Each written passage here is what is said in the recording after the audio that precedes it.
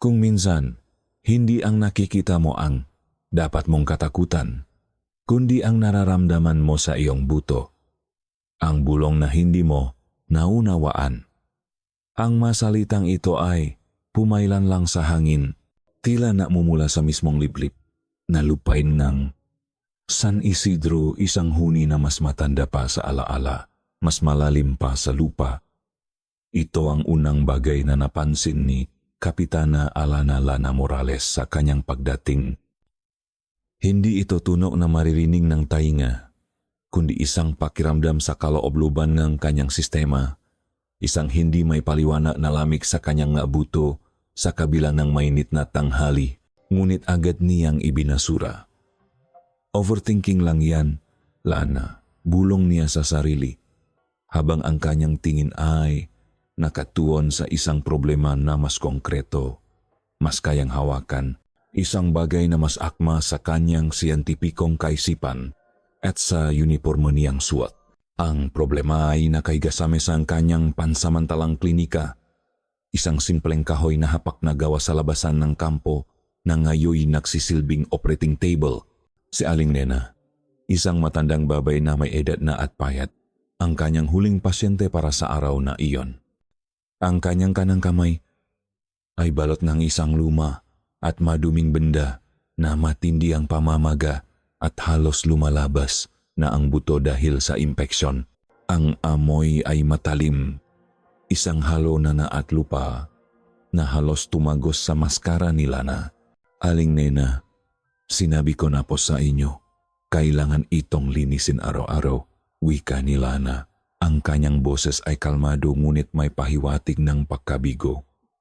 3 araw na po ito at mas lumala pa. Ngumiti si Aling Nena, isang ngiti na may kakapiranggot na buto. Pasensya na, Kapitana, walang tubig sa itaas at saka may ginawa akong pangontra. Ikinawi ni Aling Nena ang kanyang kaliwang kamay na may nakasabit na isang maliit na sachet na gawa sa tuyong dahon na punong-punong sari-saring buto at pinatuyong halamang gamot. Sabi ng albularyo, ito ra ang magpapagaling. Napabuntong gininga sila na. Narito na naman.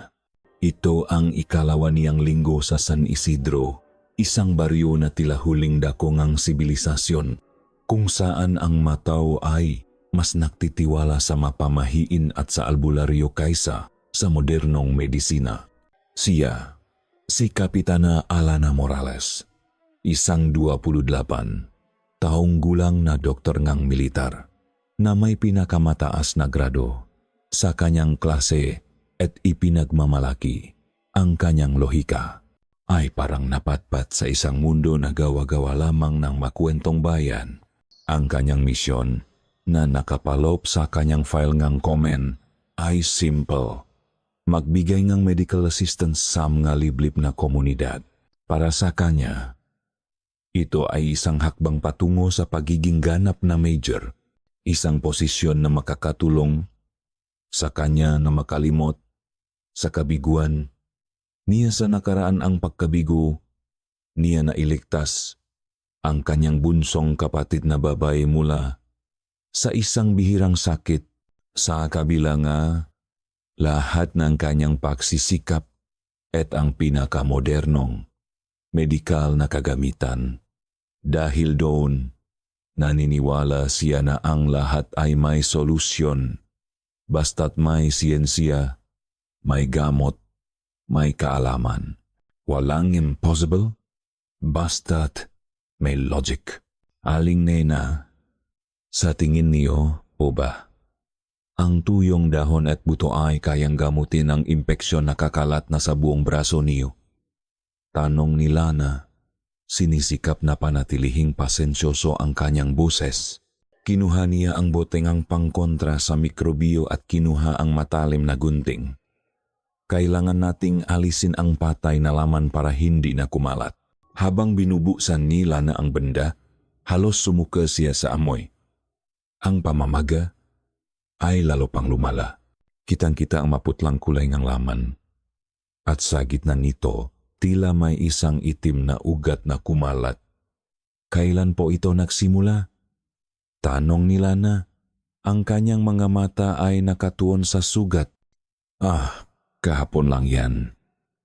Nang nagtitipon ako nga gamot sa gubat, sagot ni Aling Nena, walang bahid ng sakit sa kanyang boses. May narinig akong kaluskos, parang malaking ibon, sa itaas ng puno. Hindi ko na lang pinansin. Pagkatapos, nang pumasok ako sa bahay, naramdaman ko na lang ang hapdi. Akala ko, kagat lang insekto. Napaisip si Lana. Isang malaking ibon? Hindi pa siya nakakarinig ng nga ibon na nakdudulot ng ganitong uringang impeksyon sa loob ng isang araw.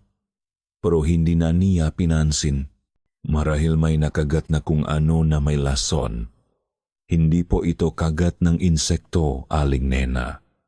Ito po ay isang malalim na sugat at mayroong kakaibang mansa sa loob. Nagsimula sila na nalinisin ang sugat. Dahan-dahan, gamit ang pinakamahusay na disinfektante na mayroon sila. Habang ginagawa niya ito, tiningnan niya si Aling Nena. Ang matanda ay nakatingin sa kisame, nakangiti. Tila walang nararamdamang sakit. Ang kanyang nga mata ay blanko. Ngunit may isang kislap doon, isang bagay na hindi may paliwanag. Hindi ito tulad ng mga pasyenteng nakita niya sa Maynila na sumisigaw sa sakit sa pinakamaliit na kurot. May kakaiba sa mga taong ito. Isang pagtitiis na nakmumula hindi sa lakas, kundi sa isang uri ng kawalan ng pag-asa. Biglang, sa gitna ng paglilinis, naramdaman nila na ang isang pamilya na huni, mas malakas ngayon, parang kumalat na sa buong hangin. Ito ay tulad ng tunog ng hangin na humihip sa isang basag na botle o isang mahinang iyak ng sanggol na biglang napalitan ng uhol ng aso. Kinilabutan siya.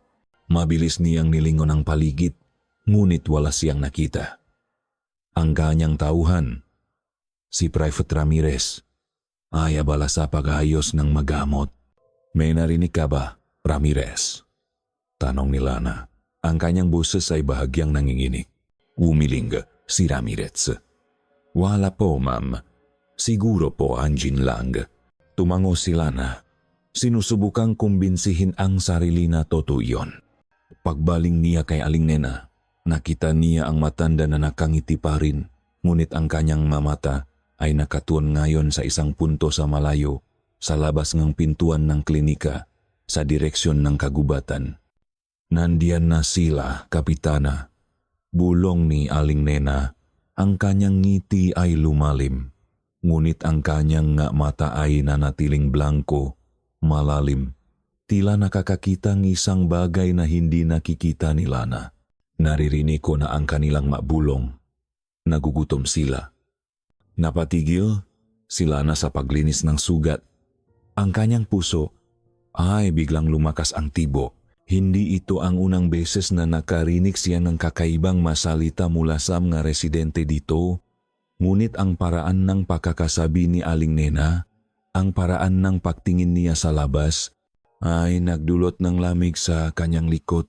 Sino? Aling Nena? Sino ang nagugutom? Tanong ni Lana. Sinisikap na panatilihin ang kanyang kalmado. Bumulong si Aling Nena. Mas mababa sa nauna. Halos hindi na marinig. Ang matagapagbantay ng dilim. Ang maaswang. Palagi silang nagbabantay, Kapitana. Lalo na kung gabi. Lalo na kung may bago sa kanilang lupain. At kasabay ang huling salita, lalo pang lumalim ang ngiti ng matanda na tila may lihim na nalalaman na hindi kayang abutin ngang kahit anong lohika. Ang araw ay unti-unting lumubok sa likod ng mabundok. Nakbaba ng isang malalim na dilaw at kahel na kulay sa kalangitan. Ngunit sa San Isidro, ang paglubok ng araw ay hindi lamang pagtatapos ng isa pang araw. Ito ay simulang iba. Habang tinatapos nila na ang pakbendahan sa kamay ni Aling Nena, narinig niya ang tunog ng kampana ng simbahan na sunod-sunod na tumutunog. Isang ritmo na nagpapahiwatig ng pagmamadali at pagkabahala, hinding pananampalataya. Isang tunog na ginagamit ng mga tao upang itaboy ang kung anong lumalabas sa dilim. At sa gitnang matuno na iyon, isang malakas na pagtilaw ng mano ang narinig mula sa kalayuan. Kasunod ng isang kakaibang pag-ungol na hindi galing sa anumang hayop na alam ni Lana.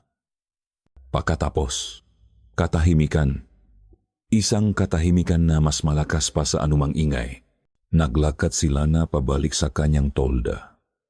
Ang kanyang baril, isang standard issue 9mm, ay nakasabit sa gilid ng kanyang kama.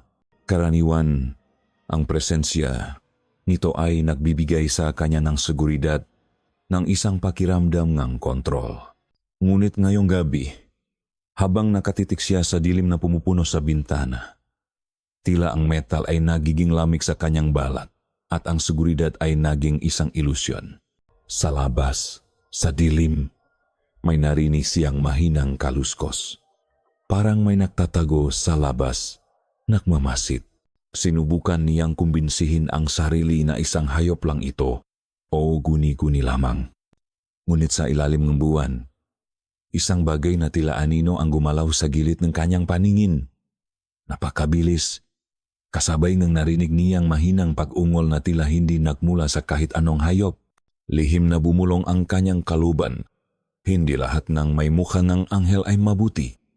At hindi lahat ng anino ay walang buhay. Hindi ang halimaw ang dapat mong takutan, kundi ang kawalang ng bakas.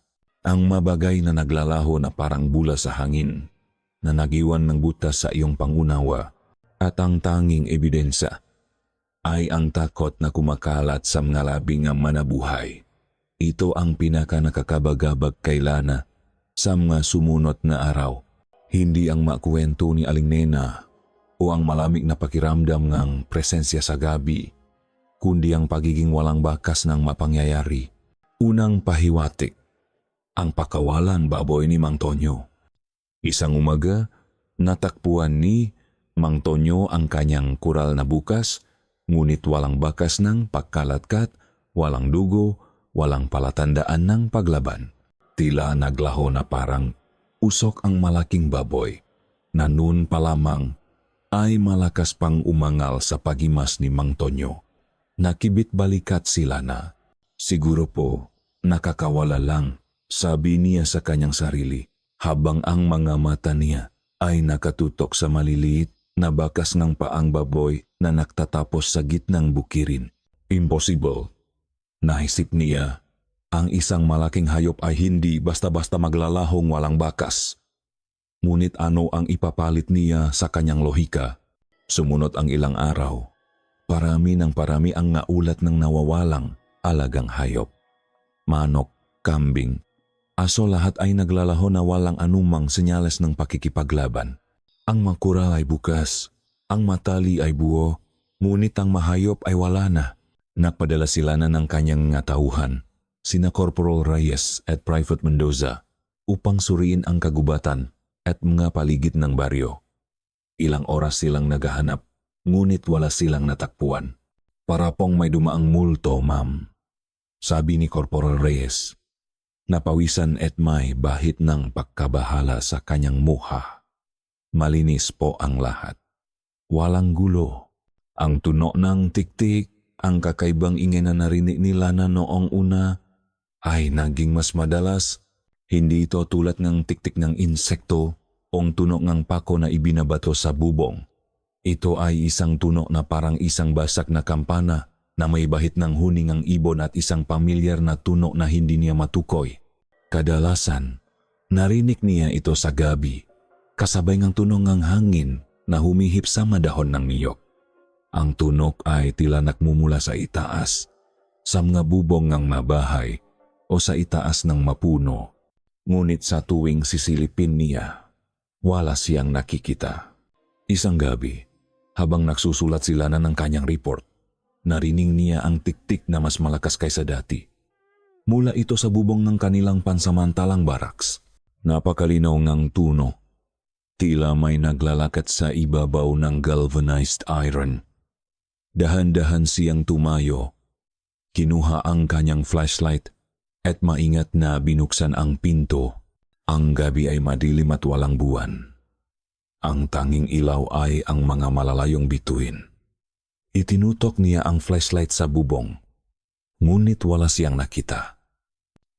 Ang tunok ay tumigil. Ngunit pakababa niya ng ilaw, naramdaman niya ang isang matinding lamig.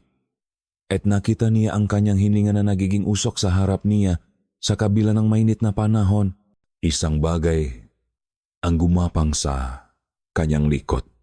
Kinabukasan, isang ina ang lumapit kay Lana, luhan at halos hindi na makapagsalita. Kapitana, ang anak ko po, si Maya, nawawala. Si Maya ay isang 7 taong gulang na bata na may lagnat kinagabihan. Sinabi ngang ina na nilagnat ito at nanumbalik ang init ng katawan sa madaling araw. Pagkagising niya, wala na ang bata sa duyan. Hindi ito lumabas ng bahay, hindi binuksan ang pinto. Tila naglaho lang din na parang bula. Agad na pinakilos nila na ang kanyang tauhan at ang ilang kalalakihan sa baryo para mahanap. Sinuyot nila ang bawat sulok ng bahay, ang bakuran, at maging ang kalapit na kagubatan. Oras ang lumipas, naging abot tanaw ang paglubo nga araw, ngunit wala silang nakita. Walang bakas ng sapilitang pakpasok, walang ngayapak sa malambot na lupa sa labas ng bahay, walang anumang palatandaan kung saan nagpunta ang bata. Ang tanging natagpuan nila ay ang laruan ni Maya, isang lumang manika na nakalatak sa gitna ng silid. Tila inilapa ng maingat. Impossible. Bulong nila na sa kanyang sarili. Habang nakatitik sa manika, paano nawala ang isang bata na nilalagnat sa loob ng bahay ng walang bakas? Sinubukan niyang mag-isip ng lohikal? Kidnappers? Pero paano sila nakapasok at nakalabas ng walang nakakita o nakarinig? At bakit walang anumang ebidensyang paglaban? Ang mga pintuan at bintana ay nakasara. Ang takot ay nagsimulang kumalat sa mga residente na parang sakit. Ang mangiti ay naglaho, napalitan ng mga mata na punong pangamba. Hindi na sila lumalabas ng bahay paglubok ng araw. Ang mabata ay mahigpit na niyayakap ang kanilang magulang. Ang bulong-bulungan tungkol sa maaswang ay naging malinaw na pag-uusap, punong takot. Ang mga matatanda ay nagsimulang maglagay ng magabawang at barya sa kanilang magabintana at ang amoy ng bawang ay bumalot sa buong baryo. Kapitana, hindi ito basta-basta. May kakaiba rito, sabi ni Private Mendoza. Habang nag-ayos silang kampo isang gabi, ang kanyang boses ay nanginginig. Narinig ko po kagabi ang tik-tik, napakalapit. Tapos, parang may humihinga sa labas ng tolda ko. Hindi na kayang baliwalain nila na ang nararamdaman niya. Ang kanyang siyentipikong pag-isip ay unti-unting nabubura ng hindi may paliwanag na pangyayari. Ang bawat nawawalang hayop, bawat tunog ng tik-tik, at lalo na ang pagkawala ni Maya ay nakdulot ng butas sa kanyang lohika. Nagsimula siyang makaramdam ng isang kakaibang pangamba, isang pakaasiwa na hindi niya naranasan kailanman sa kanyang propesyon. Ang kanyang puso ay lumalakas ang tibok sa bawat kaluskos, sa bawat ihip ng hangin. Ang kanyang pagtulog ay gulong-gulong mapanaginip na mayroong maanino at bulong na hindi niya maintindihan. Isang gabi, habang nagbabantay sila na sa kanyang kampo, malalim na ang gabi. Ang mailaw sa baryo ay patay na, at ang tanging naririnig niya ay ang makuliglik at ang malayo at nakakapanindig balahibong tunog ng tiktik. Napakalinaw ang tunog, tila lumilipad ito sa ere, lumalapit at lumalayo. Tumayo siya at dahan-dahang lumabas ng kanyang tolda. Bit-bit ang kanyang 9mm. Ang hangin ay malamig at tahimik. Itinutok niya ang kanyang flashlight sa mga puno sa paligid. Ang maanino ay mahaba at naglalaro. Wala siyang nakita.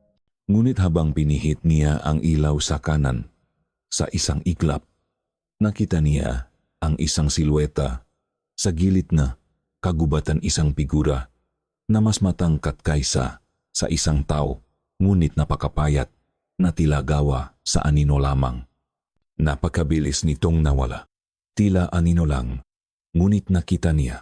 Kasabay nito, narinig niya ang isang mahinang pag-ungol, isang tunok na parang isang tao na umiyak sa sobrang sakit.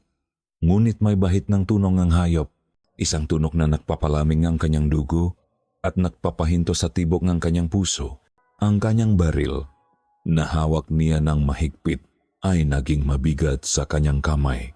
Ang nga ba kasing paang baboy na nagtatapos sa gitna ng bukirin, ang laruan ni Maya na naiwan ng walang dahilan, ang nga bulong ni Aling Nena.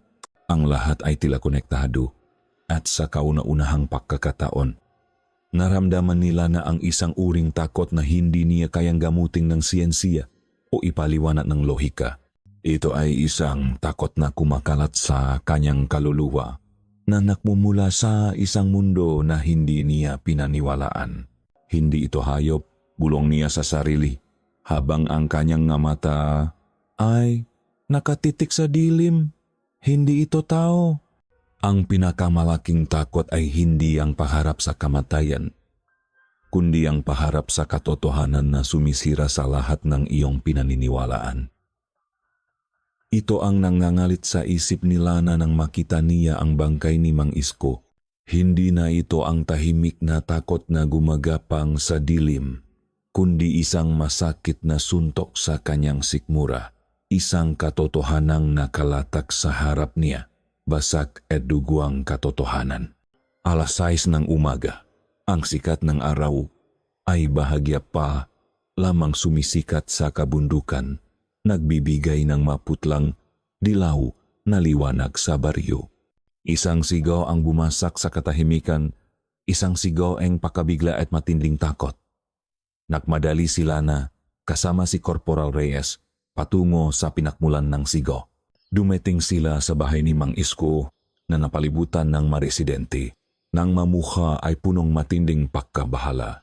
Pagpasok nila na sa maliit na bahay na kawayan, bumungat sa kanya ang isang tanawing nagdulot ng lamig sa kanyang mabuto. Nakahandusay si Mang Isko sa sahig, sa gitnang ng sala. Nakabukas ang kanyang bibig na tila sumisigaw pa rin. Ang kanyang mamatay ng lalaki. Punong matinding takot na tila nakita niya ang pinakamalaking bangungot sa kanyang huling sandali. Ngunit ang pinakanakakakilabot ay ang kanyang katawan. Ang kanyang dibdib ay malawak na nakabukas. Ang natadiang ay tila pinahiwalay ng isang malakas na puwersa at ang kanyang laman loob ay ganap na wala. Walang dugo sa paligid, walang bahid ng dugo sa kanyang makamay. Tila kinuha ang lahat ng may matinding preksyon.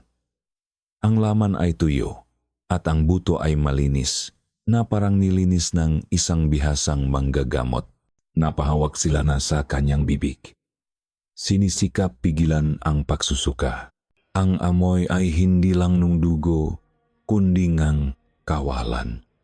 Isang amoy na parang hangin na galing sa isang libingan na may bahid ng asupre. Walang bakas ng pakikipaglaban, walang kalat sa bahay. Tila pumasok ang salarin, ginawa ang kanyang kagustuhan at umalis ng walang abala. Aswang, bulong ng isang matandang babae habang nakukrus. Ang aswang, umiling si Lana. Hindi ito aswang. Ang aswang ay kumakain ng laman loob. Ngunit ang ganitong kalinisan, ang ganitong paghihiwalaing buto, at ang mga mata ni Mang Isko, isang takot na hindi lang galing sa pisikal na karahasan, kundi sa isang bagay na lumalampas sa unawa.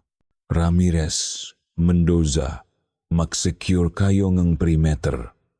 Utos ni Lana. Sinisikap na mabalik ang kanyang profesionalismo. Huwag-hawakan ang kahit anong ebidensya. Reyes, tulungan mo akong suriin ito. Dahan-dahang lumuhod sila na sa tabing bangkay. Pinilit niyang tingnan ito sa pananaw ng isang doktor. Hinding isang tao na nababalutang ng takot. Ang mahiwa ay malinis, tila pinahiwalay ngang isang matalim na instrumentong medikal, ngunit walang palatandaan ng paggamit ng kutsilyo. Ang mabuto ay tila sinipsip ang laman, nakiwan ng isang tuyo at maputlang istruktura. Ang balat ay tila pinipiga, at ang maugat ay nanuyo. Walang dugo, kahit isang patak sa sahig. Tila, kung sino man ang gumawa nito, ay hindi lamang kinuha ang ngalamang loob, kundi pati na rin ang lahat ng dugo at likido sa katawan. Walang kagat, walang kalmot, walang bakas ng pakikipaglaban, bulong nila na hindi sa kanyang sarili, kundi sa katotohanang unti-unting sumisira sa kanyang mundo, ang matadiyang. Paanong nakahiwalay ng ganito? Kapitana, sabi ni Corporal Reyes, naputlang-putla, ito po ang sinasabing ng matatanda. Ang aswang na may dila na humihigop. Pero, hindi po ganyan ang nakikita ko sa pelikula. Hindi ito pelikula, Reyes. Pagod na sagot ni Lana, at hindi ito lohikal. Kailangan natin ng masusing investigasyon. Sa gitnang kaguluhan, isang maliit na figura ang sumingit sa mga tao. Si Elias, ang 10 taong gulang na anak ni Mang Isko na nakatulala, ang mga mata ay namumula sa pag-iyak. Nakatingin siya sa katawan ng kanyang ama. Walang tunok na lumalabas sa kanyang bibig, tila nabingi sa matinding sakit. Elias, mahinang tawag ni Lana, na nalulungkot para sa bata. Halika rito, anak. Ngunit umiling si Elias. Naglakat siya palapit sa bangkay ng kanyang ama, lumuhod at dahan-dahang hinaplos ang malamig na kamay ni Mang Isko. May kinuha siyang isang lumang pirasong tela na nakabalot sa kamay ng kanyang ama. Pagkabukas niya, lumabas ang isang lumang revolver. Mayroong kakaibang marka sa barilas at isang solong bala na kumikinang sa sinak ng araw. Isang pilak na bala. Nagulat si Lana. Elias? Ano yan?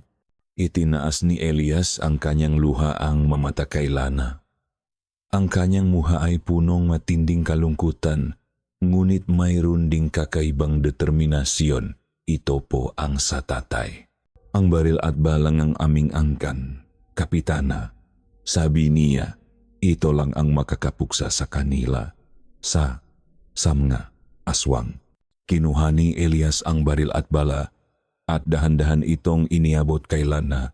Sabi po ni tatay, sa oras ng matinding dilim, ibigay ito sa pinakamatapang. Ikaw po ang sundalo. Ikaw po ang matapang. Ipagiganti niyo po ang tatay ko. Iligtas niyo po kami. Ang baril ay mabigat sa kamay ni Lana, ngunit mas mabigat ang bigat ng tiwala ni Elias. Ang pilak na bala ay kumikinang, ngunit para kay Lana, ito ay walang saysay. Paano gagamitin ang isang pamahiin laban sa isang bagay na tila lumalabag sa lahat ng batas ng kalikasan? Ang kanyang utak ay sumisigaw ngang, impossible. Ngunit ang kanyang puso ay nagsisimulang sumigaw ngang takot. Ang katotohanan na nakalatag sa kanyang harapan ay hindi tugma sa anumang alam niya. Ang pagiging makatuwiran ay unti-unting nagiging walang silbi.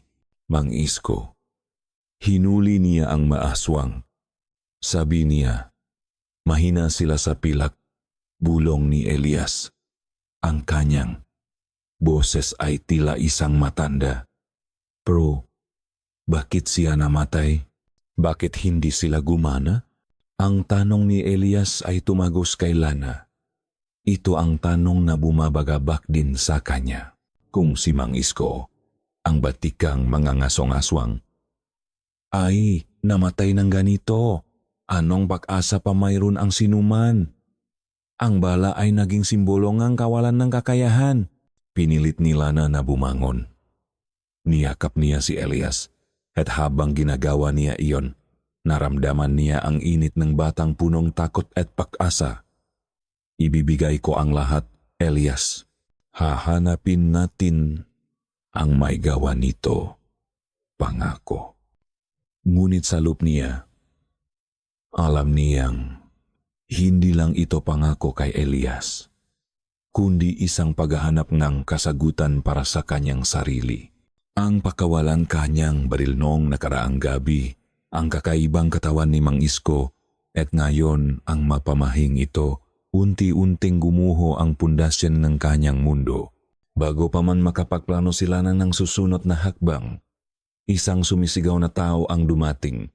Hingal na hingal, ang mamataay ng lalaki sa takot.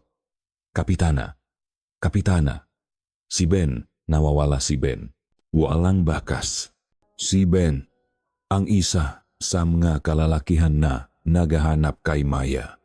Ang takot ay lalong lumala at si Lana, nahawak ang lumang revolver at pilak na bala sa kanyang kamay, ay napagtanto na ang laban na ito ay hindi lang tungkol sa paghahanap ng suspek, kundi paglaban sa isang bagay na hindi niya naunawaan, isang bagay na lumalabag sa lahat ng kanyang pinaniniwalaan.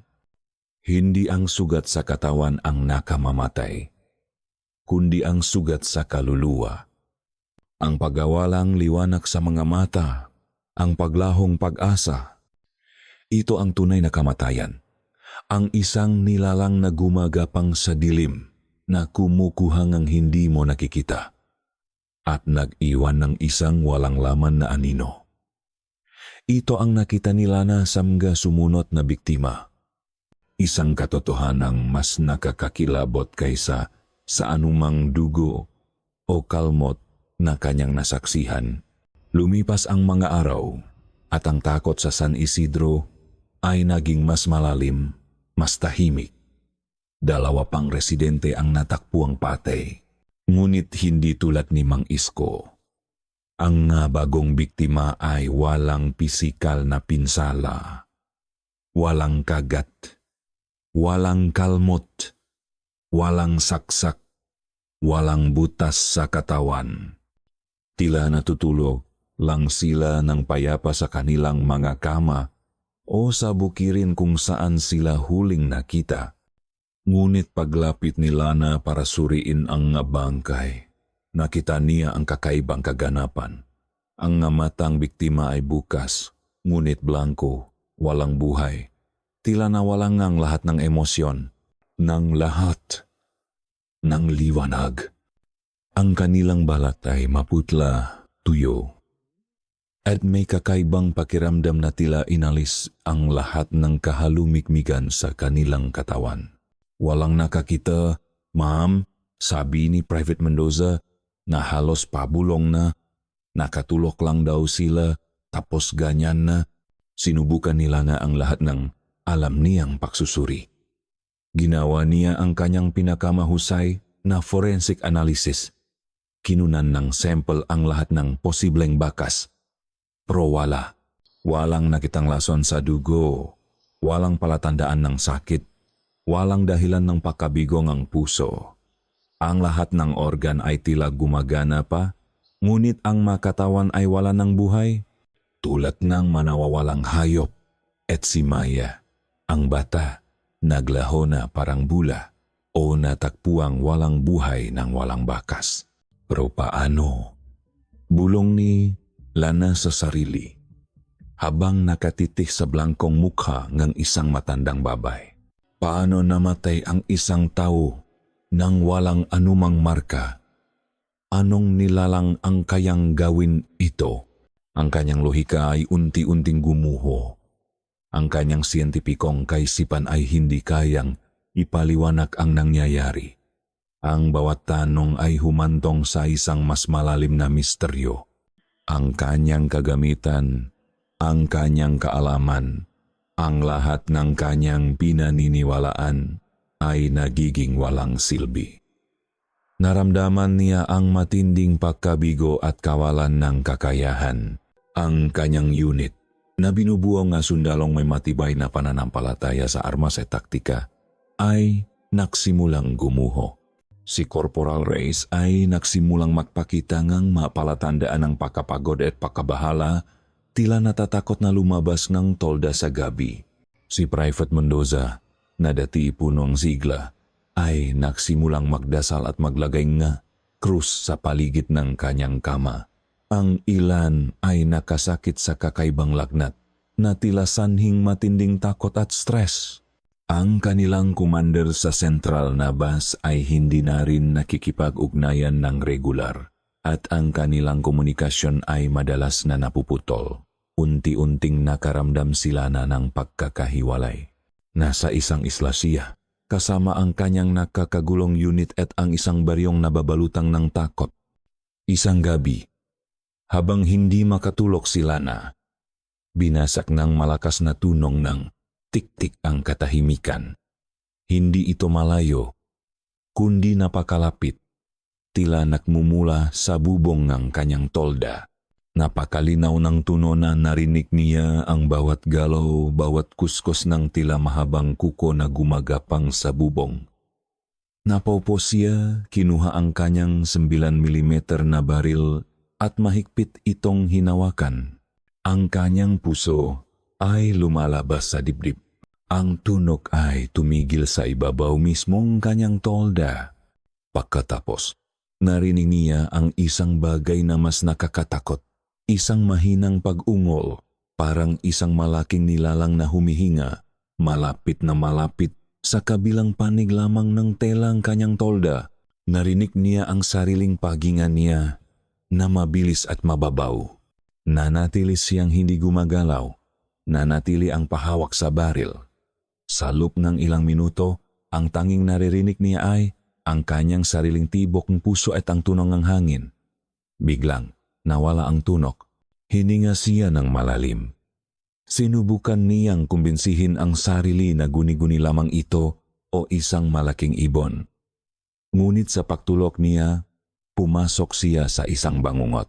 Nakita niya ang kanyang sarili sa isang madilim na kuweba, napapalibutan ng mga silweta na may blangkong mata.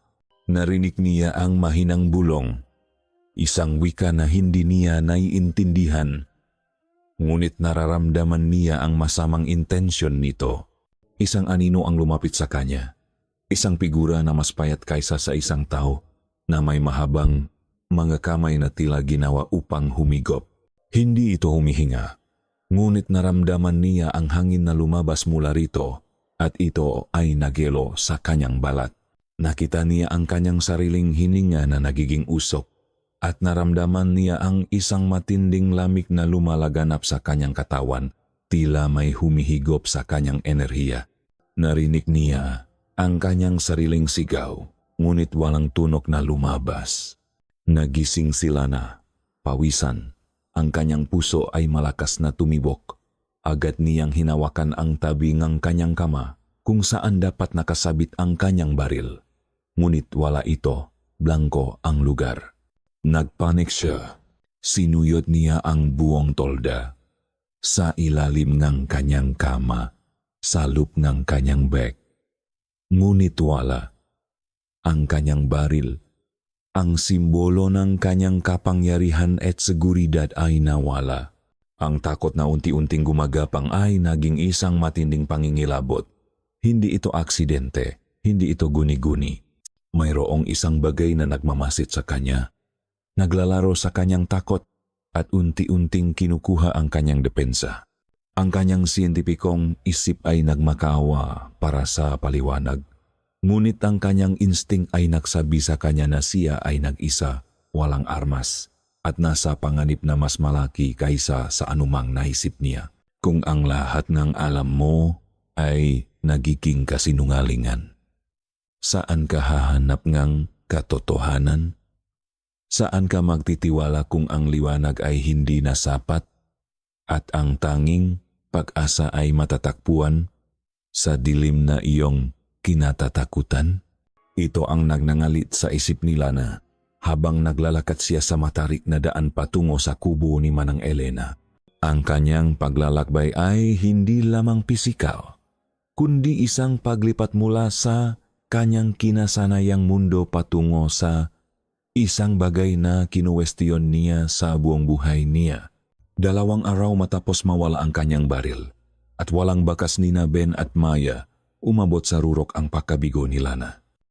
Ang kanyang nga tauhan ay halos hindi na lumalabas ng kanilang matolda at ang mga residente ay nakakaisa sa kanilang takot. Ang kanyang commander sa kampo ay hindi na rin sumasagot sa kanyang radio call at ang baryo ay tuluyan nang nalagay sa isang uri ng pagkakahiwalay. Nag-isa sila na. Sa gabi, ang tunog ng tiktik ay lalong naging malinaw, kasabay ngang mahinanghuni na tila nakmumula sa mga anino. Nagsimula siyang makakita ng gumagalaw na hugis sa gilid ng kanyang paningin. Mabilis na nawawala sa tuwing susubukan niyang tingnan ng diretso. Ang lahat ng kanyang lohika ay naglaho, wala na siyang makapitan. Naisip niya ang sinabi ni Elias, ang batang may matibay na pananampalataya. Sabi po ni tatay, sa oras ng matinding dilim, ibigay ito sa pinakamatapang. Naisip niya ang pilak na bala at ang lumang revolver na ibinigay sa kanya. Naisip niya si Aling Nena at ang kanyang kakaibang ngiti. At sa wakas, naisip niya si Manang Elena. Hindi pa niya nakikilala si Manang Elena ng personal. Ngunit narinig na niya ang mabulong tungkol dito. Isang matandang babae na nakatira ng mag-isa sa paanan ng bundok, na sinasabing may kapangyarihan sa mga halaman at espiritu. Mangkukulam ang tawag ng ilan, albularyo ang tawag ng iba. Sila na bilang isang doktor ay ibinasura ang lahat ng iyon bilang pamahiin. Ngunit ngayong gabi, ang kanyang pag-asa ay nakasabit sa isang pamahiin. Nagpasya siyang pumunta sa kubo ni Manang Elena. Nag-isa. Ang daan patungo sa kubo ay matarik at masukal. Ang mapuno ay matataas at malalaki. At ang kanilang masanga ay tila yumuyuko. Na bumubuo ang isang natural na arko na puno ang dilim. Habang papalapit siya, naramdaman niya ang kakaibang amoy ng mapinatuyong halaman at usok. Sa wakas, nakita niya ang kubo. Isang maliit, lumang bahay na gawa sa kahoy at nipa. Napapalibutan ng makakaibang halaman na hindi niya nakita kailanman. Nakalabas si Manang Elena. Nakaupo sa isang bangko sa labas ng kanyang kubo. Nakatingin sa malayo. Tila hinihintay siya. Ang kanyang muha ay puno ng kulubot.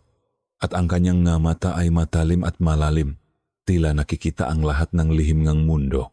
Ang kanyang buho ay puti na, nakatali sa isang simpleng bun. May hawak siyang isang maliit na sachet na may lamang mga buto at dahon na tila kaaya-ayang amoy sa kanya. Inaasahan kita, Kapitana, sabi ni Manang Elena. Ang kanyang boses ay malalim at kalmado, ngunit may kapangyarihan. Ang mga gabi sa San Isidro ay nagiging mas mahaba at mas malamig. Nakaramdam sila ng ang bahagyang kaba. Paano niyo po nalaman na darating ako? Ngumiti si Manang Elena, isang ngiti na may bahid ng kalungkutan. Ang lupain ay nagsasalita, Kapitana, at ang mga kaluluwa ay umiyak. Tumayo siya at iginaya, sila na sa loob na kubo. Ang lubay mainit at puna na amoy na mahirbs. Mayroong mga nakasabit na halaman sa kisame.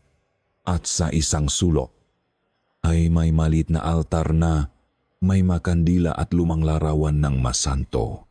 Umupo ka, sabi ni Manang Elena, habang naalo ng upuan sa harap ng isang maliit na apoy. Nawala ang iyong baril at nawala rin ang iyong tiwala sa agam. Gulat si Lana. Paano? Niyo po nalaman ang tungkol sa baril ko. Naririnig ko ang hangin. Sagot ni Manang Elena. Ang bawat pagingang takot ay isang bulong sa aking pandinig. Uminom si Manang Elena ng isang maliit na tasang mainit na inumin na may amoy ng luya at kung ano pa. Hindi aswang ang pumatay kay Mang Isko. Napatigil sila na. Ano po? Ang aswang ay kumakain ng laman loob. Ngunit hindi sila umiinom ng kaluluwa. Hindi sila nag-iwan ng nga katawang tuyo at walang buhay. Paliwanag ni Manang Elena habang ang kanyang nga mata ay nakatitik sa apoy at hindi sila nagtatago sa ilalim ng lupa. Ang pumatay kay Mang Isko ay isang laman lupa. Nag-aalala si Lana. Laman lupa? Ano yan? Isang sinaunang nilalang ng lupa. Kapitana, paliwanag ni Manang Elena. Nagising ito dahil sa pagkabuhay ng maenerhiya sa lupa. Kung minsan, ang paghahanap ng tao sa kaayusan ay nagdudulot ng kaguluhan sa kalikasan. Tiningnan ni Manang Elena si Lana ng direkta. Tulad ng paghahanap niyo nga solusyon sa medisina at paghahanap ni Mang Isko sa mga aswang. Ano ang ibig niyong sabihin? Tanong ni Lana. Si Mang Isko, isang mabuting tao. Oh, ngunit ang kanyang labis na pagkahumaling sa aswang ay nagdulot ng gulo sa isang sinaunang pakto sa pagitan ng mga tao at ng mga tagapagbantay ng lupain. Paliwanag ni Manang Elena. Mayroong mga aswang sa baryo na nabuhay ng tahimik. Kapitana, hindi sila masama. Sila ay mga tagapagbantay na inililihim ang kanilang sarili upang maprotektahan ang baryo mula sa mga tunay na panganib. At ang laman lupa, ito ang panganib. Kung gayon, sino ang pumatay kay Mang Isko? Tanong ni Lana. Ang kanyang boses ay halos hindi na marinig. Tumingin si Manang Elena sa kanya ng matalim. Siya ay pinatayang laman lupa o kayay ng isang tagapagbantay na aswang sa isang desperadong pagtatangka na pigilan ang pagising ng laman lupa. Ang kanyang kamatayan ay isang babala. Hindi sa aswang, kundi sa isang bagay na mas malalim, mas masama. Nagulantang si Lana. Ang lahat ng kanyang pinaniniwalaan tungkol sa aswang, sa mabuti at masama, sa katotohanan at pamahiin, ay gumuho sa isang iglap. Ang aswang, isang nilalang ng takot, ay maaring maging tagapagbantay, at ang kalaban ay hindi ang inaasahan niya, kundi isang bagay na mas sinauna at mas hindi naunawaan. Ang laman lupa ay kumukuha ang kaluluwa.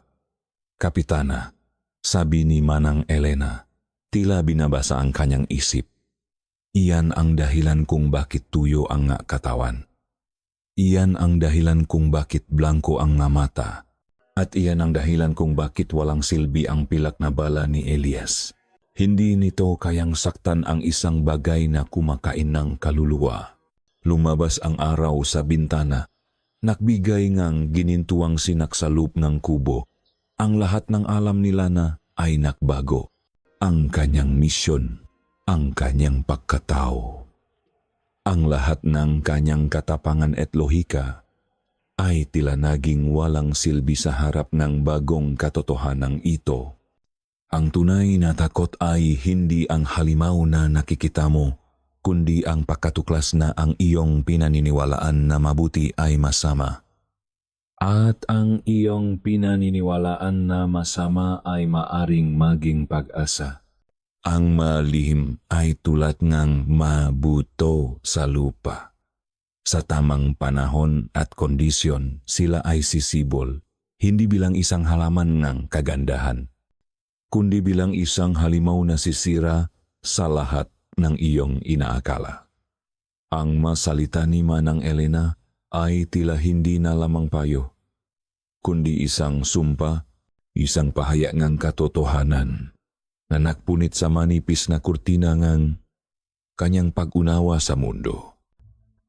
Ang nakasanayang lohika nila na ay nawasak, at sa lugar nito ay namuo ang isang kakaibang uring takot. Ang takot sa kaalamang lumalampas sa kanyang pangunawa, at ang takot sa pagkabigong maunawaan ang tunay na kalaban. Nakatitik sila na kay Manang Elena. Ang kanyang isip ay naglalakbay. Pilit na pinagsasama ang mapirasong ang impormasyon na inihahagis sa kanyang matanda.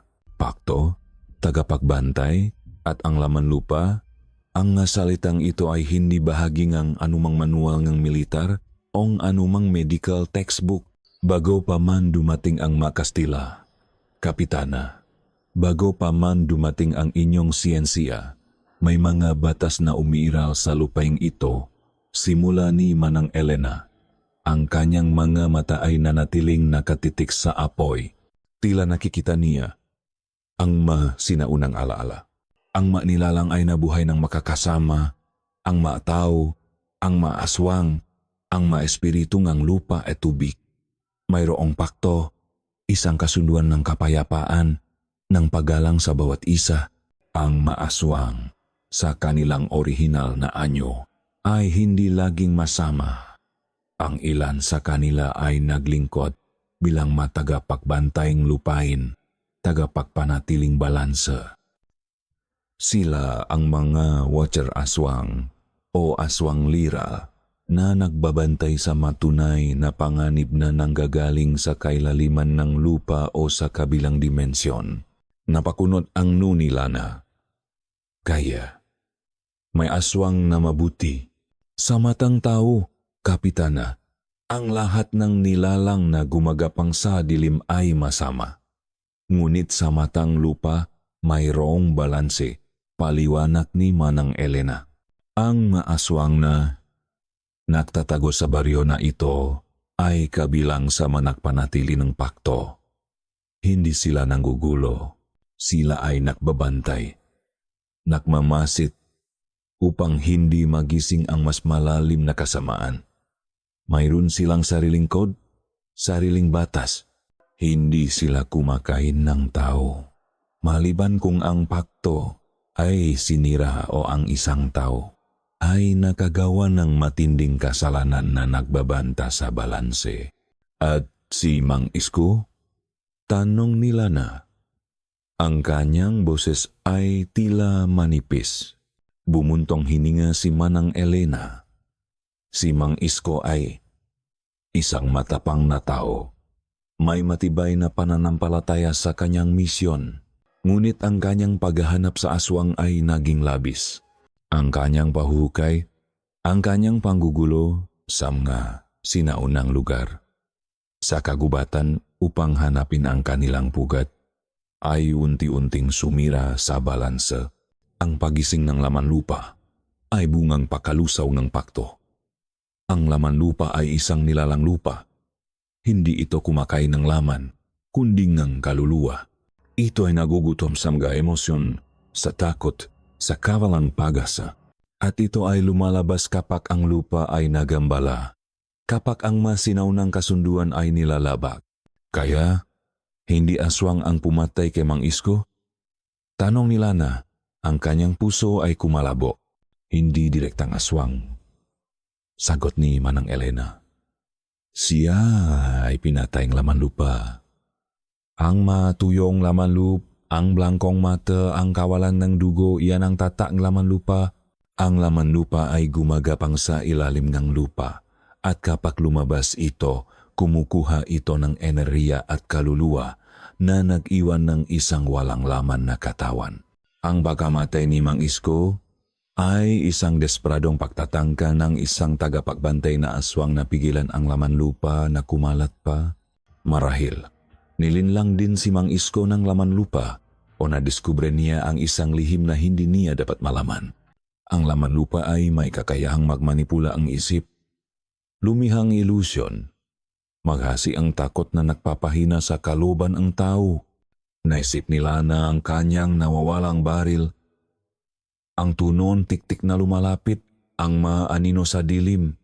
Hindi kaya ang nga ito ay gawa ang laman lupa upang manipulahin siya, upang pahinain ang kanyang loop. Tumayo si Manang Elena at lumapit sa isang lumang kahoy na kahon. Binuksan niya ito at sa loop ay mayroong nakabalot na tela. Pagkabukas nito, lumabas ang isang lumang libro gawa sa pinatuyong dahon at may mga kakaibang simbolo na nakaukit. Ito ang aklat ng mga lihim ng lupa, sabi ni Manang Elena. Naglalaman ito nga sinaunang ritual at paraan upang labanan ang mga nilalang na higit pa sa iyong pag-unawa. At narito rin ang mga simbolong pakto. Ang laman lupa ay hindi kayang saktan ng pilak o bakal. Kapitana, ito ay isang espiritual na banta at kailangan ng espiritual na depensa.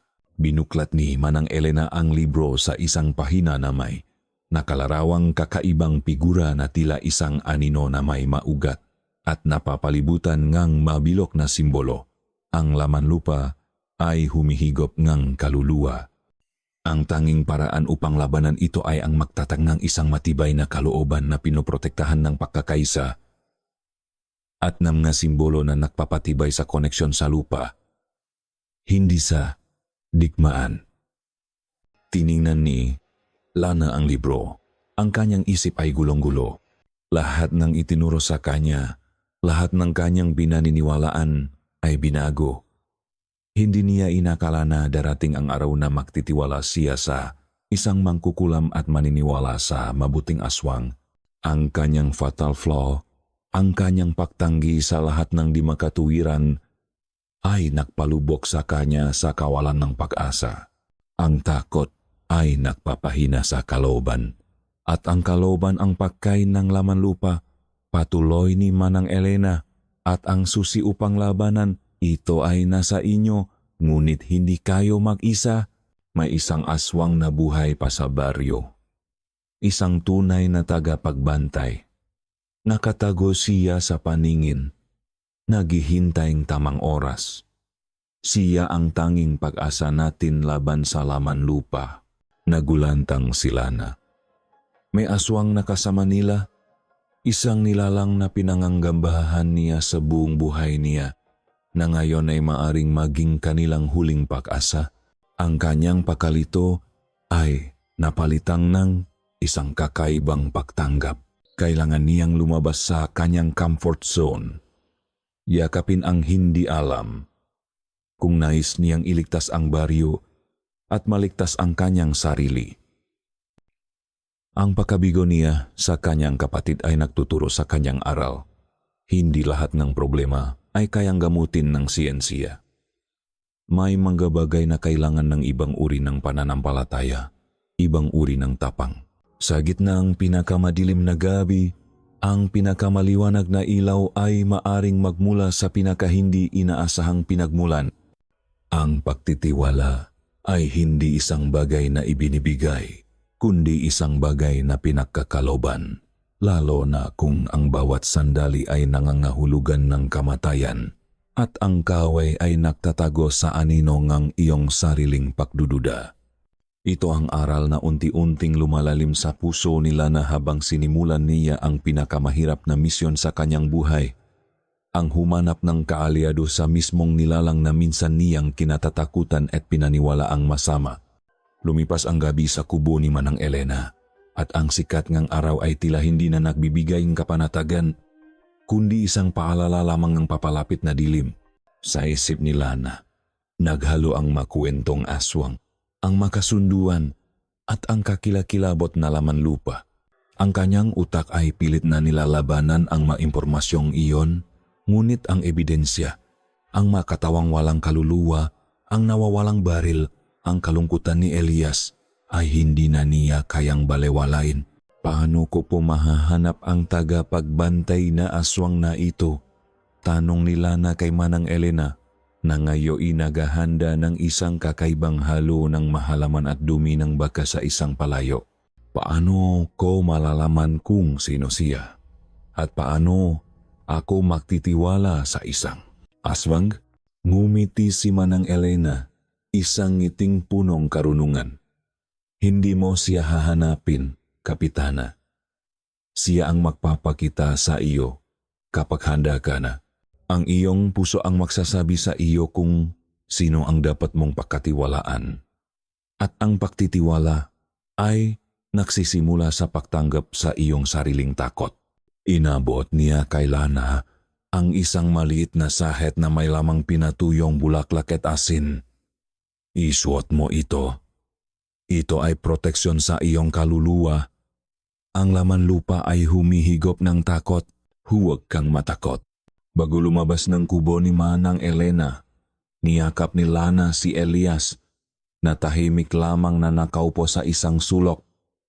Hindi ka namin iwan, Elias, at hahanapin natin ang may gawa nito, pangako niya. Ngunit alam niya na ang pangako ay hindi lang tungkol sa paghahanap ng katarungan kundi paghahanap ng pag-asa. Bumalik sila na sa kampo, ngunit hindi na siya ang dating Lana. Ang kanyang natauhan ay napansin ang pagbabago sa kanya.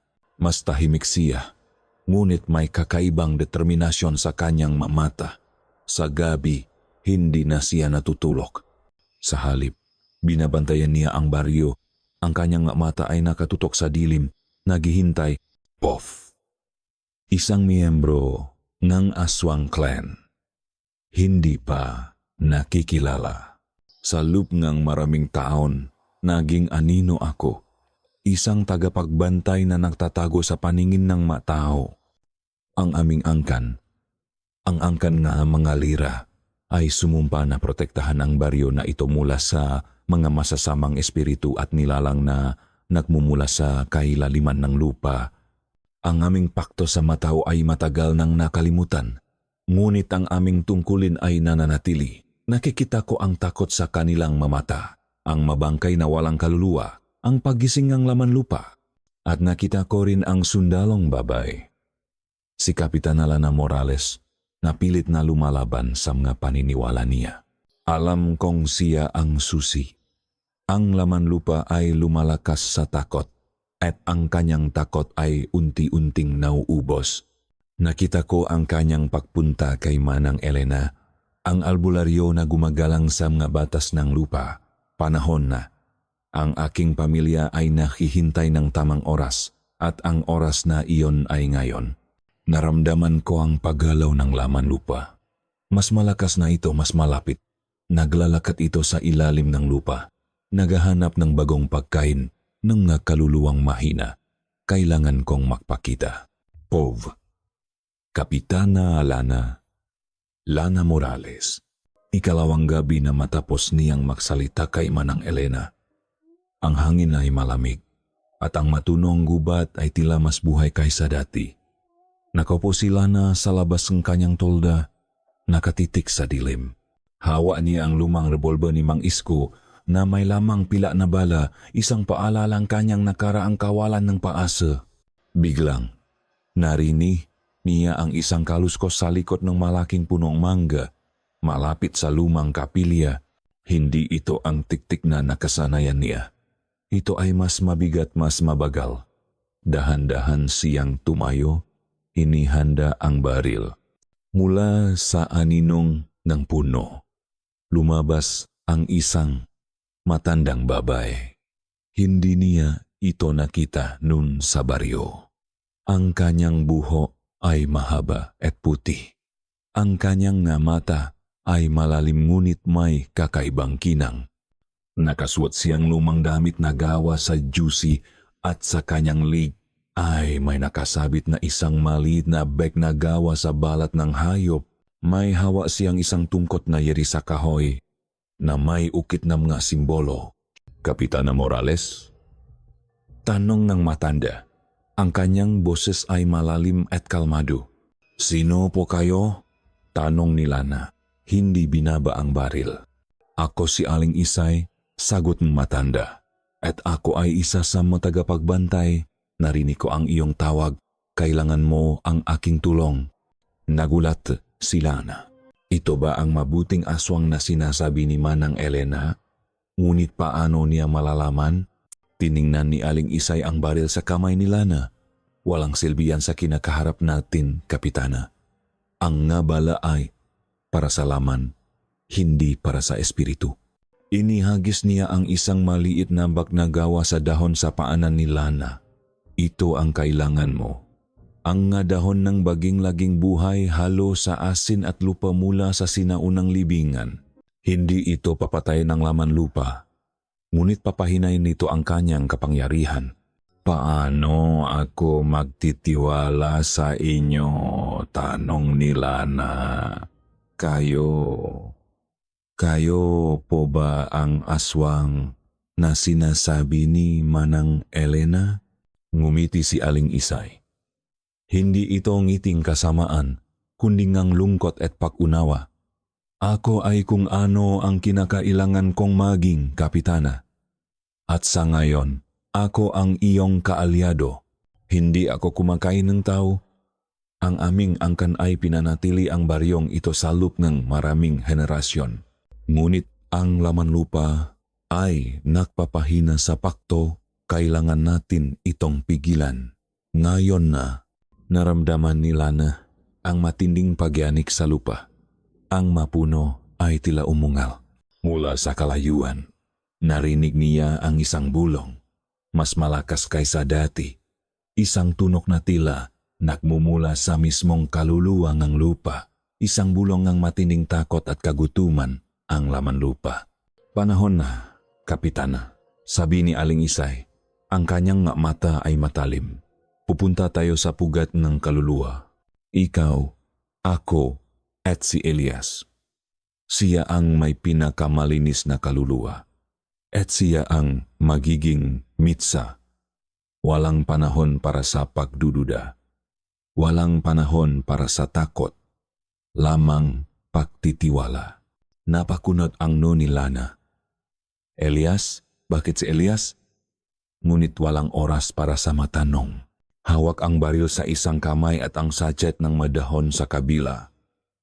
Sumunod sila na kay Aling Isay at sa likuran nila, dahan-dahang lumabas si Elias mula sa anino. Ang kanyang mga mata ay malaki ngunit puno ng kakaibang tapang. Ang isang sundalong doktor, isang aswang, at isang batang may matibay na pananampalataya. Isang hindi inaasahang alyansa laban sa isang sinaunang kasamaan. Ang kadiliman ay hindi lamang kawalan ng liwanag, kundi isang nilalang mismo na humihigop ng pag-asa, nagbubulungan ng makasinungalingan, at nagiwan ng isang walang hanggang lamig sa makaluluwa. Ang tunay na laban ay hindi sa pagitan ng nakikita at hindi nakikita, kundi sa pagitan ng ilaw at ng anino sa loob ng iyong sarili. Ito ang katotohanang bumalot kay Lana habang sinimulan nila ang paglalakbay patungo sa pugat ng kaluluwa. Ang pugat ng kaluluwa, ang pangalan pa lang ay nagdulot ng kilabot kay Lana. Isang sinaunang kuweba, nakatago sa pinakasulong kagubatan, na ayon sa mga alamat ay daan patungo sa kailaliman ng lupa, kung saan nagtatago ang manilalang na bago pa man dumating ang tao. Ang kanilang grupo ay kakaiba. Si Kapitana Lana Morales, isang sundalong may natitirang pirasong lohika. Si Manang Elena, ang albularyo na may malalim na kaalaman sa malihim ng lupa. Si Aling Isay, ang mabuting aswang na ngayon ay kanilang kaalyado, at si Elias, ang bata na may pinakamalinis na kaluluwa, ang kanilang mitsa. Habang naglalakad sila sa masukal na gubat, ang mga puno ay tila matataas na nilalang na nagbabantay. Ang kanilang mga sanga ay gumagalaw sa hangin na tila nagbubulungan ng magababala. Ang matunong gubat ay kakaiba ngayon, hindi na ang karaniwang huning ang makuliglik, kundi nga mahinang tuno na parang mabuto na nagkikisay. O mga huni na tila nakmumula sa kailaliman ng lupa. Naramdaman ni Lana ang kanyang puso na kumakabog, ngunit pinilit niyang maging matatag. Ang liwanag ng kanyang flashlight ay tila hindi sapat upang tumagos sa dilim na bumabalot sa kanila. Malapit na tayo, Kapitana, bulong ni Aling Isay. Ang kanyang nga mata ay nanatiling nakatutok sa unahan. Ang laman lupa ay nararamdaman na ang ating presensya. Palakasin ninyo ang inyong kalooban. Huwag kayong magpadala sa takot. Sa wakas, narating nila ang bungangaang kuweba. Ito ay isang malaking butas sa lupa, napapalibutan ngang mana matatanda at malalaking bato na tila mga ngiping ng isang higanteng halimaw. Ang hangin na lumalabas mula sa loob ay malamig at may bahit ng amoy ngang lupa, na mayroong kakaibang amoy na tila kalungkutan. Walang halaman ang tumutubo sa paligid ng bungangang kuweba. Tila ang lahat ng buhay ay umiiwas dito. Pugat ng kaluluwa. Bulong ni Manang Elena habang kinukrus ang kanyang sarili. Ang tahanan ng nilalang na kumukuha ng esensya ng buhay. Nahanda sila na ang kanyang modernong kagamitan, ang kanyang radyo, ang kanyang kompas, ay tila walang silbi sa lugar na ito. Ang kompas ay umikot-ikot, hindi makakita ang direksyon. Ang kanyang radyo ay static lamang. Ang kanyang flashlight ay bahagyang kumikislap. Tila ang kuweba mismo ay humihigop ng anumang teknolohiya. Elias, lumapit ka sa akin, sabi nila na habang hinawakan ang kamay ng bata. Ang kamay ni Elias ay maliliit, ngunit may kakaibang init at tibay. Pumasok sila sa kuweba. Agad silang sinalubong ng isang malalim na kadiliman na tila may sariling buhay. Ang tunog ng kanilang mayapak ay tila lumalabas sa hangin. Ang mabato sa loob ng kuweba ay basa at madulas. Ang temperatura ay bumaba ng mabilis, nagdudulot ng lamig sa kanilang mabuto. Habang naglalakat sila, nagsimulang makaramdam sila na ng isang kakaibang presensya. Hindi ito tunog, hindi ito paningin. Ito ay isang pakiramdam sa kanyang kalupluban. Isang pag-alam na mayroong isang bagay na nagmamasid sa kanila na humihinga sa hangin na kanilang nilalanghap. Nagsimula siyang makakita ang mailusyon sa gilid ng kanyang paningin. Manyino na tila gumagalaw, mamuha na sumisilip mula sa mga bato. Huwag kayong matakot, Kapitana, bulong ni Aling Isay, ang laman lupa ay sumusubo sa inyong kalooban. Pinupukaw nito ang inyong matakot. Ngunit paano niya mapipigilan ang takot? Nakita niya ang kanyang kapatid, lumulutang sa madilim na tubig. Ang kanyang gamata ay blangko. Narinig niya ang boses ng kanyang commander na sumisigaw ang kanyang pangalan, punong kabiguan. Naramdaman niya ang malamig na metal ng kanyang nawawalang baril sa kanyang kamay. Ang laman lupa ay naglalaro sa kanyang isip. Sa gitnang weba, mayroong isang lagusan.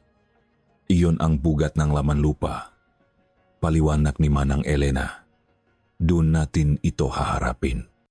Habang papalapit sila sa sentrong kuweba, ang lupa ay nagsimulang gumanap. Ang bato ay gumuho mula sa itaas. Nagdudulot ng ingay na nagpapalakas ng takot. Ang bulong na narinig niya sa labas ay lalong naging malinaw. Tila nakmumula sa mismong dingding ng kuweba. Isang wika na hindi niya naintindihan ngunit nakdulot ng matinding pagkaasiwa.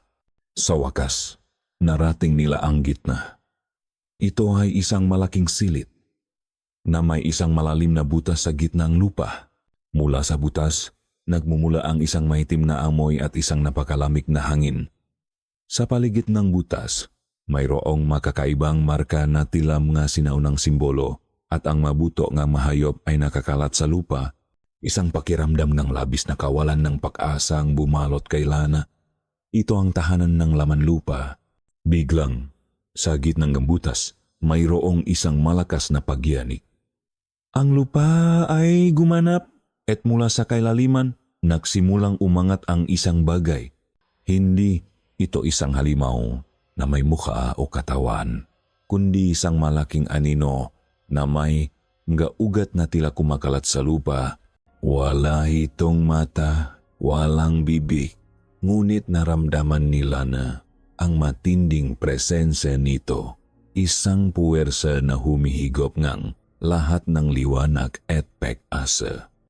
Narinig niya ang isang nakakabinging bulong na tila dumadaloy sa kanyang utak na nagdudulot ng matinding takot at kawalan ng pag-asa. Ang laman lupa, bulong ni Manang Elena, habang kinukuha ang kanyang lumang libro. Panahon na, Kapitana, ilabas mo ang iyong kalooban. Labanan mo ang dilim. Hindi ang halimaw sa labas ang dapat mong katakutan, kundi ang halimaw sa loob ng iyong sarili. Ang takot, ang pagdududa, Ang maalala ng kabiguan na ginagamit ng dilim upang lunurin ka. Ito ang nangangalit sa isip ni Lana habang nakaharap niya ang laman lupa, hindi bilang isang pisikal na kalaban, kundi bilang isang salamin ng kanyang sariling na kinatatakutan. Ang laman lupa ay humimpil sa gitna ng kuweba. Isang malaking masangang kumukulong anino at mga ugat na tila kumakalat sa bawat sulok ng silid. Wala itong mukha. Ngunit naramdaman nila na ang mga mata nito na nakatuto sa kanya, na humihigop ng kanyang lakas at kalooban. Ang bulong nito ay lumakas, hindi sa pamamagitan gatunok, kundi sa pamamagitan pagpasok sa kanyang isip. Ikaw ay mahina. Alana, bulong ng laman lupa, gamit ang boses na tila nagmumula sa kailaliman ng kanyang sariling alaala. Hindi mo maililigtas ang sinuman, tulad ng kapatid mo. Nakita ko ang takot sa mga mata niya, tulad ng takot mo ngayon. Nagulantang si Lana. Ang imahe ng kanyang kapatid na humihingal sa kanyang bisig ay biglang lumitaw sa kanyang isip. Ang sakit ng pagkabigo, ang pag-iyak ng kanyang magulang, ang kanyang kawalan ng kakayahan, lahat ay bumalik ng sabay-sabay.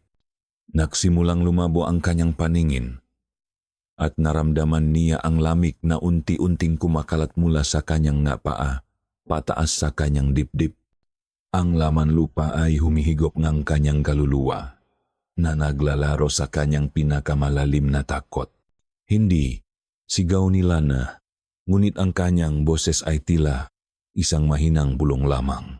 Pinilit niyang gumalaw, ngunit ang kanyang katawan ay tila nilalamon ng lamig, ng kawalan ng pag-asa. Hawakan mo ang kamay ko. Kapitana! Sigaw ni Elias na biglang lumapit kay Lana. Hawa niya ang kamay ni Elias. Naramdaman niya ang init ng kamay ng bata, isang init na nagpapawi sa lamig na kumakalat sa kanya. Ang mata ni Elias ay matalim at punong determinasyon. Huwag kang matakot, Kapitana. Nandito ako. Sa likod ni Lana at Elias, nagsimulang umindak si Manang Elena. Binubuklat ang aklat ng mga lihim ng lupa. Ang kanyang boses ay malakas, bumibikas ng mga sinaunang orasyon, mga salita na tila nakmumula sa mismong kalikasan. Ang mahalaman sa kanyang kamay ay kumikinang at ang amoy ng mga herbs ay lumaganap sa kuweba na tila sinusubukang palayasin ang amoy ng kawalan ng pag-asa. Ang laman lupa ay lumalaban sa kalooban. Sigaw ni Manang Elena. Ang pagkakaisa, ang inyong sandata. Mula sa anino, gumalaw si Aling Isay, ang mabuting aswang. Hindi siya gumamit ng anumang ritual o orasyon. Sa halip, ang kanyang mamata ay nagbabago ng kulay at ang kanyang katawan ay tila nagiging mas matalas, mas mabilis. Umungal siya, isang tunok na hindi galing sa isang aswang na kumakain ng tao, kundi isang ungol ng isang tagapagbantay na lumalaban para sa kanyang pinoprotektahan. Sinalubong niya ang laman lupa, hindi sa pisikal na paraan, kundi sa isang antas na hindi nakikitang mata. Naramdaman nila na ang isang malakas na enerhiya na lumabas mula kay Aling Isay, na tila isang pada na bumangga sa laman lupa. Ang laman lupa ay sumigaw, isang tunok na parang libu-libong kaluluwa na umiyak ng sabay-sabay. Nagumpisa itong magibang nga anyo, nagiging mas malaki, mas nakakatakot, na tila pilit na lumalabas mula sa butas sa lupa. Ang madingding niyang kuweba ay nagumpisang gumuho, at ang mabato ay bumabaksak. Pinikit nila na ang kanyang mata. Sa loob niya, nakita niya ang kanyang sarili na lumalaban sa kanyang takot. Nakita niya ang kanyang kapatid. Ngunit sa pagkakataong ito, hindi ito isang alaala ng kabiguan, kundi isang alaala ng pagmamahal. Nakita niya ang kanyang sarili na nagpapagaling ng matao sa baryo. Ang mangiti nila ang kanilang pag-asa. Narinig niya ang boses ni Elias na humahawa sa kanyang kamay na nagbibigay sa kanyang lakas. Hindi ka makukuha. Laman lupa. Sigaw ni Lana. Ang kanyang boses ay puno ng kapangyarihan. Hindi ako susuko. Hindi kami susuko. Pinilit niyang tumayo ng tuwid. Hawak ang kamay ni Elias ng mahigpit. Ginawa niya ang pinakamalalim na pahinga at sa bawat pahinga, naramdaman niya ang init na bumabalik sa kanyang katawan. Naramdaman niya ang enerhiya na lumalabas mula sa kanya na tila isang proteksyon laban sa laman lupa. Ang laman lupa ay muling sumigaw. Isang sigaw galit at pagkabigo. Nakumpisa itong makurong, bumabalik sa butas sa lupa. Ang maanino nito ay lumabo at ang malamig na hangin ay unti-unting naglaho. Patuloy sa pag-orasima ng Elena. Ang kanyang nga mata ay nakapikit. Si Aling Isay ay bumalik sa kanyang tahimik na anyo, ngunit ang kanyang nga mata ay nanatiling matalim, nakatutok sa butas. Sa wakas, ang laman lupa ay tuluyang nawala sa kailaliman ng lupa. Ang pagyanik ay tumigil. Ang madingding ng kuweba ay huminto sa pagguho. Ang lahat ay tahimik. Hininga ng malalim si Lana. Ang kanyang maatuhot ay nanginginig. Napopo siya sa lupa. Humahawak pa rin sa kamay ni Elias. Naramdaman niya ang pagod, ang sakit, ngunit higit sa lahat, naramdaman niya ang isang bagong uri ng kapayapaan. Nagtagumpay sila. Ngunit ang laban na ito ay may permanenteng iniwan sa kanya. Ang kanyang baril ay wala pa rin at ang pilak na bala ay nanatili sa kanyang bulsa walang silbi. Ngunit natuklasan niya ang isang bagong sandata, ang kanyang kalooban, ang kanyang pagkakaisa at ang pagtanggap sa mabagay na higit pa sa kanyang pag-unawa. Tiningnan niya ang kanyang kamay, ang kamay na humawa sa baril at ngayon ay humawa sa kamay ni Elias. Ang kanyang makuko ay maikli, walang dugo. Ngunit sa ilalim ng balat, naramdaman niya ang isang pagbabago. Hindi na siya ang dating Lana. Hindi ang pagtatapos ng laban ang naktatakda ng iyong pagkatao, kundi ang kung paano kababangon mula sa mga durok na pirasong ng iyong nakaraan at kung paano mo tatanggapin ang bagong liwanag na bumubukal mula sa dilim. Ang tunay na pagbabagong anyo ay hindi ang pagiging iba, kundi ang pagiging toto sa iyong sarili, na may mas malalim na pangunawa sa mundo. Ito ang bagong umaga sa San Isidro. Isang bagong umaga para kay Lana. Matapos ang labanan sa pugat ng kaluluwa, nagbalik ang katahimikan sa baryo, ngunit hindi na kailanman magiging katulad ng dati. Ang mabakasang takot ay nanatili sa mamukang maresidente, ngunit mayroon na ngayong bahit ng pag-asa. Ang manawawalang hayop at tao ay hindi na muling bumalik at ang alaala ni Maya at Mang Isko ay nanatiling sariwa sa mapusong manaiwan, ngunit ang laman lupa ay tahimik na. Ang makampanang simbahan ay muling tumunok sa kanilang karaniwang ritmo. Hindi na bilang isang desperadong babala, kundi bilang isang himing ng pagpapasalamat. Sila na ay nakaroon ng malalim na pagbabago. Ang kanyang uniformong militar, na dati ay simbolo ng kanyang lohika at kapangyarihan, ay tila isang balat na kailangan niyang tanggalin. Ang kanyang isip, na dating matibay na naniniwala sa siyensiya lamang, ay ngayoy bukas na sa mga bagay na hindi niya kayang ipaliwanag, sa mga lihim na mas malalim pa sa kanyang naisip. Hindi na siya nagtataka sa mga bulong-bulungan ng baryo. Sa halip, naramdaman niya ang isang koneksyon sa lupain, sa mga sinaunang paniniwala at sa mga nilalang na nagtatago sa anino. Kinausap niya ang kanyang commander sa wakas, sa pamamagitan ng isang static field radio call na halos hindi na marinig. Sir, humihingi po akong magang pagre-retiro Sabi ni Lana. Ang kanyang boses ay kalmado ngunit may matibay na desisyon. May iba po akong misyon dito. Hindi niya ipinaliwanag. Hindi rin naman siya sigurado kung may intindihan ng commander ang anumang sasabihin niya. Ang sagot ay isang serya ng static at isang pahiwatik ng pagkabigo sa kabilang linya. Ngunit alam niyang ito ang tamang desisyon. Isang huling pag-usap ang naganap sa kubo ni Manang Elena. Ang pakto ay muling naitatag. Kapitana, sabi ni Manang Elena habang nakahanda ng isang tasa ng mainit na tsaa para kay Lana.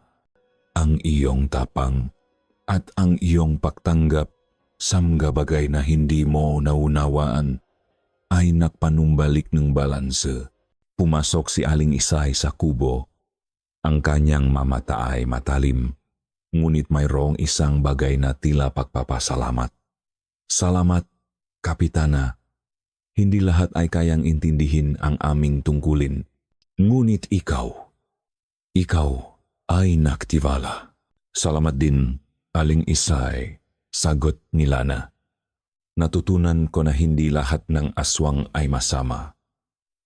At hindi lahat ng tao ay mabuti. Ang mali niya ay malabo. Binigyan ni Aling Isay si Lana ng isang maliit na bak na gawo sa balat. Ito ay para sa iyo, nga pinatuyong bulaklak nga bato mula sa ilok at isang piraso ng buto ng punong balete. Ito ay proteksyon. Ang iyong puso ay malakas. Ipagpatuloy mo ang pagbabantay.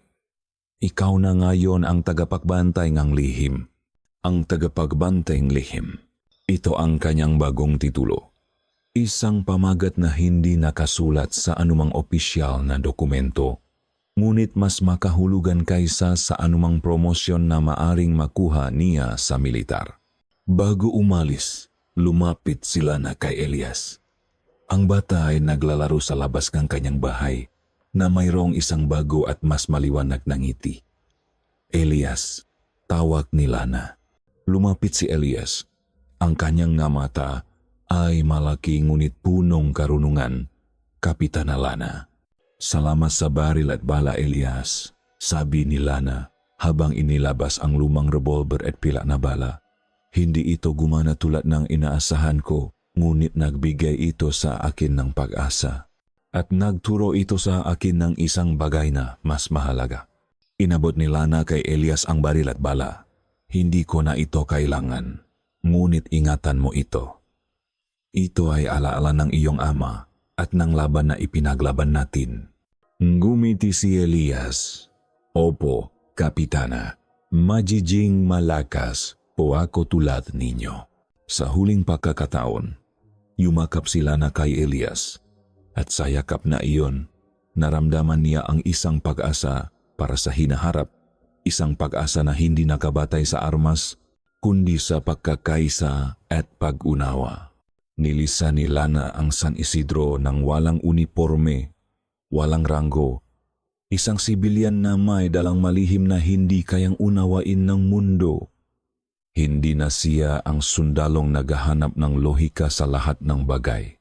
Siya na ngayon ang isang babae na nagtanggap sa pag-iral ng dilim at liwanag, ng siyensya at pamahiin, ng mabuti at masama. Habang naglalakad siya sa daan patungo sa labas ng baryo, lumingon siya sa kagubatan at sa mabundok. Hindi na niya ito tinitingnan ng may takot, kundi mayroong isang kakaibang pag-unawa. Naramdaman niya ang kanyang sarili na naging bahaging lupain, isang koneksyon sa mga misteryo nito. Ang kanyang misyon ay hindi natapos sa San Isidro. Ito ay nagsimula lamang. Ang takot ay hindi nawala. Ngunit hindi na ito ang nakakapanindig balahibong takot na kumukuha ang kanyang pag-asa. Ito ay naging isang uri ng paggalang, isang pag-unawa sa kapangyarihan ng hindi nakikita. Sa bawat bulongangin, sa bawat galaw ng anino, naramdaman niya ang isang paalala na ang mundo ay mas malaki at mas misteryoso kaysa sa kanyang naisip. At siya, si Kapitana Lana Morales, ang tagapagbantay ng lihim. ay laging handa. Ang masugat ay nagihilom, ngunit ang mga marka ay nananatili, hindi bilang paalalang sakit, kundi bilang simbolong pagbabagong anyo. Ang kapayapaan ay hindi kawalang gulo, kundi ang kakayahang mabuhay sa gitna nito, na may dalang kaalaman na hindi nakikitang ordinaryong mata. Ito ang naging buhay ni Alana. Ilang taon matapos siyang lisanin ang San Isidro, ang baryong nagpabago sa kanyang pagkatao. Ang dating kapitana Alana Morales ay ngayon si Alana na lamang, isang simpleng babae na namumuhay sa labas ng Maynila, malayo sa ingay ng siyudad ngunit hindi rin gaanong liblib. Pinili niya ang isang bahay na may malaking bakuran, punong sari-saring halaman na inalagaan niya ng may pag-ingat, mga halamang gamot na itinuro ni Manang Elena, at maging ang mga kakaibang bulaklak na tanging sa San Isidro lamang matatagpuan. Wala ng uniformang militar, wala ng armas na nakasabit sa kanyang tagiliran. Ngunit ang kanyang mga mata ay nanatiling matalim, laging nagmamasid, laging alerto. Ginugol niya ang kanyang ngaraw sa pag-aaral, hinding medisina, kunding masinaunang kasaysayan, mga kwentong bayan at mga alamat mula sa iba't ibang rehiyon ng Pilipinas. Nagbasa siya tungkol sa maaswang, tikbalang, kapre, laman lupa at iba pang manilalang ng dilim at liwanag. Hindi na siya nagdududa. Niyakap na niya ang kanilang pag-iral, naunawaan na ang kanilang lugar sa mundo at ang koneksyon nila sa kalikasan at sa tao. Ang dating siyentipikong pag-isip ay napalitan ng isang mas malawak na pananaw na kinabibilangan ng misteryo at ng madimay paliwanag. Regular niyang kinakausap si Elias. Ngayon isang binata na si Elias. At tulad ni Lana, nakaroon din siyang kanyang sariling pagbabagong anyo. Naging mas tahimik siya, mas mapagmasid. Madalas siyang makwento kay Lana tungkol sa mga nangyayari sa San Isidro. Ang pagyabong ng mga pananim, ang pagbabalik ng kapayapaan, at ang mga kakaibang insidente na kung minsan ay nagpapahiwatig na hindi patuluyang nawala ang mga nilalang ng dilim. Si Elias, tulad ni Lana, ay naging isang tagapakbantay. Ang lumang revolver at pila na bala ni Mang Isko ay nakatago sa isang ligtas na lugar sa bahay ni Elias, isang simbolo ng kanilang ibinahaging nakaraan at ng patuloy nilang tungkulin. Isang hapon, habang nagdidilik sila ng kanyang halaman, narinig niya ang isang mahinang kaluskos sa likod ng bakot, isang tunok na pamilyar na sa kanya ang tik-tik. Hindi na siya natakot, napangiti siya ng bahagya. May isang aswang na nakmamasid sa kanya, isang tagapagbantay na nakbibigay ng babala o nakpapaalala ng kanilang koneksyon. Alam niyang si Aling Isay ang gumagala. Nagmamasid din sa kanyang bagong ward. Ang mga hangganan sa pagitan ng tao at halimaw, ang toto at pamahiin, ay tuluyan ng lumabo para kay Lana. Hindi naging madali ang buhay ni Lana. Ang alaala ng laman lupa, ng katawang walang kaluluwa, at ng kanyang sariling pagdududa ay nananatili sa kanya. May nga gabi pa rin na binabangungot siya kung saan nakikita niya ang blangkong matang nga biktima at nararamdaman niya ang malamig na pagigop ng kanyang kaluluwa. Ngunit sa tuwing nangyayari iyon, bumabangon siya, nakdidiling kanyang nga halaman at nakmumuni-muni. Hindi niya hinahayaan na lunurin siyang takot. Sa halip, ginagamit niya ito bilang paalala ng kanyang tungkulin. Naging isang tahimik na tagapayo sila na sa mga taong lumalapit sa kanya na may mga kwentong di may paliwanag. Hindi niya sila kinukumbinsi, hindi niya sila kinukutya. Sa halip, pinakikinggan niya sila ng may pagunawa at kung minsan, nagbibigay siya ng maapayo o simpleng herbal remedies na nagbibigay ng kapanatagan. Alam niyang ang tunay na solusyon ay hindi laging nasa butika, kundi sa kalooban ng tao at sa kanilang pagtanggap sa malihim ng mundo. Ang kanyang buhay ay isang patunay na ang takot ay maring magpabago sa isang tao, hindi sa pagwasak, kundi sa pagiging mas malalim, mas matapang at mas naunawaan. Si Lana ay hindi na sundalo, siya ay isang tagapagbantay ng lihim. Isang babae na nabuhay sa pinakamadilim na bangungot at lumabas na may dalang ilaw, isang ilaw na handang magpaliwanag sa maanino na nagtatago sa masulok ng Pilipinas. Ang kanyang misyon ay walang katapusan. Ang kwento ay nagtatapos, ngunit ang pagbabantay ay nagpapatuloy. Ang mabulong sa dilim ay mananatili. At si Lana, ang tagapagbantay, ay laging naroon upang makinig.